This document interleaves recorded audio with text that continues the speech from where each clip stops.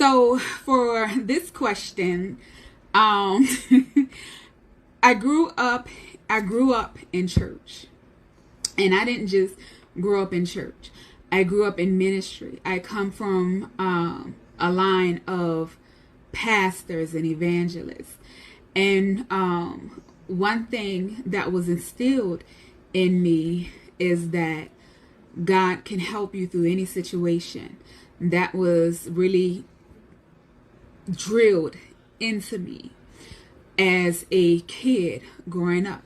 I was told you had to have an intimate relationship with the Lord, and I was told you had to suffer for the Lord, and I was told that God is, God can, and God will.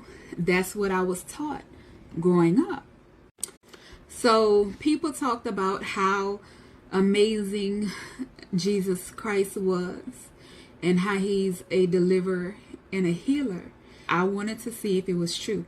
So what I began to do is I began to pursue God. I began to pursue the Lord.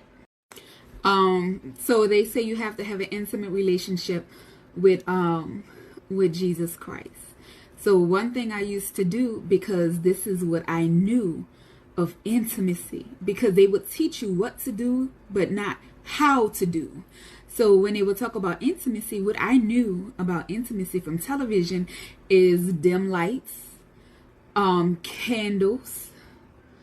And so I would turn off the lights and I would light candles, and I would play some CeCe Winans, some Donald Lawrence, and I just would sing to the Lord. I would sing to him, and I would ask him to help me, and I would ask him to heal me, and I would have my own personal private communion. I would get bread and I would get juice and I would have communion. So I was looking to build a relationship with Jesus Christ. So of course, as I grew and matured, I realized it didn't take all that. When I grew and I matured, it didn't take all that. But they would also say you have to suffer for Christ. So one of the things, and they say you have to go into your secret closet. So I would don't laugh. Do not laugh at me. So I would go into my closet and I would kneel on my shoes. I would shut my bedroom door and go into my closet and kneel on my shoes.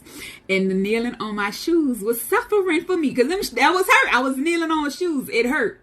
So that was suffering. And I was in my secret closet. So that's what I did. And just the even in my ignorance, I began to pursue the Lord. I began to pursue Jesus Christ.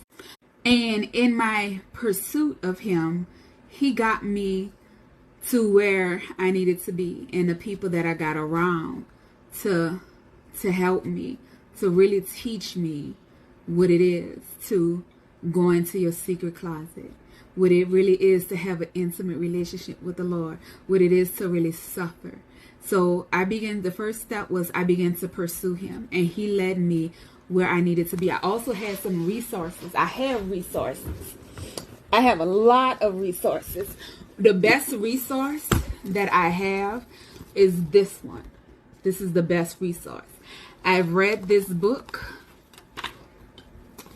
I read this book in 2013, September 2013, October 2013, December 2013, February 2014, January 2016, March of 2020, January of 2023. Another resource I read, Beauty for Ashes by Joyce Meyer. I read this book. I read this book before. I'm from the New Orleans area. So I read this book before Hurricane Katrina. This was before Hurricane Katrina. I read it a few times. This is one of the books that I read about soul healing. The first book I read about soul healing. And then this one came along. And then there's many more. But it was so good, I had to get it again after Hurricane Katrina. So these are resources that I read and I implemented. But it does not negate the fact of it's upside down. It doesn't negate the fact that this is the most valuable resource. I got stuck in the book of Psalms. That's what I read a lot. It doesn't matter what book I had, I read the Bible.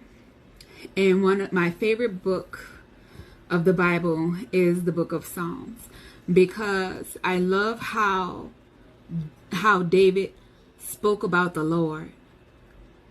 I love how David spoke about the Lord. With just hearing how he spoke about the Lord, it just let me know like he really, really had a real close personal relationship with the Lord.